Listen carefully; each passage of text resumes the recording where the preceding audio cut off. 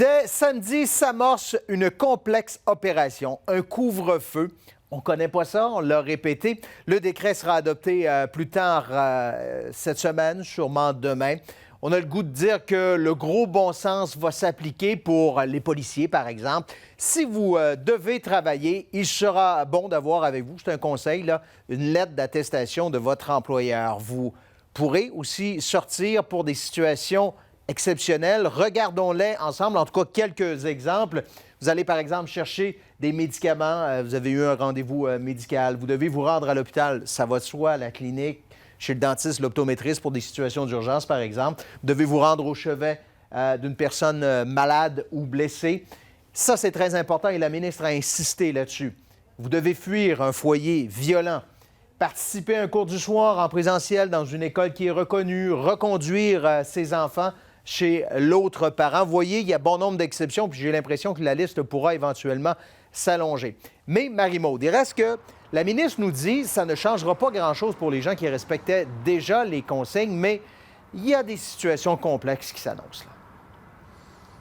Oui, puis il y a plusieurs préparatifs qui s'imposent. Il y a notamment une rencontre qui est prévue demain entre la sécurité publique et le directeur des poursuites criminelles et pénales pour déterminer, coordonner les interventions des forces de l'ordre dans le cadre du couvre-feu. Il y a aussi tous ces commerçants qui vont devoir fermer leurs entreprises plus tôt et qui doivent remanier les horaires. Et finalement, les stations-service qui, elles, vont devoir s'adapter, trouver des solutions pour ne vendre que les produits jugés essentiels. Manuel, il faut l'appeler. Il disait qu'il rentre plus tôt. C'est le branle-bas dans cette épicerie du centre-ville de Québec qui devra fermer à 19h30 plutôt que 23h à compter de samedi. Les horaires des employés doivent être modifiés pour s'adapter au couvre-feu.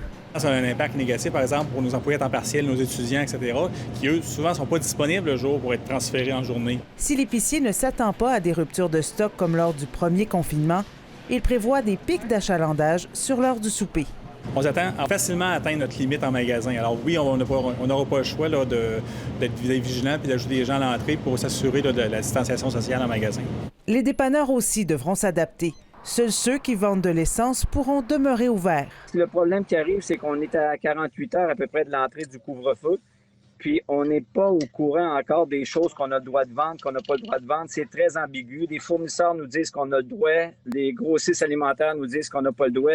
Les pharmacies également pourront demeurer ouvertes pendant le couvre-feu. Le réseau de transport de la capitale va maintenir le transport en commun en soirée. Les gens des services essentiels comptent sur nous pour se déplacer et c'est pour cette raison qu'on maintient l'ensemble du service. Le message, c'est « on reste chez soi ». La vice-première ministre du Québec précise qu'il appartiendra aux citoyens de justifier leur présence à l'extérieur durant les heures du couvre-feu.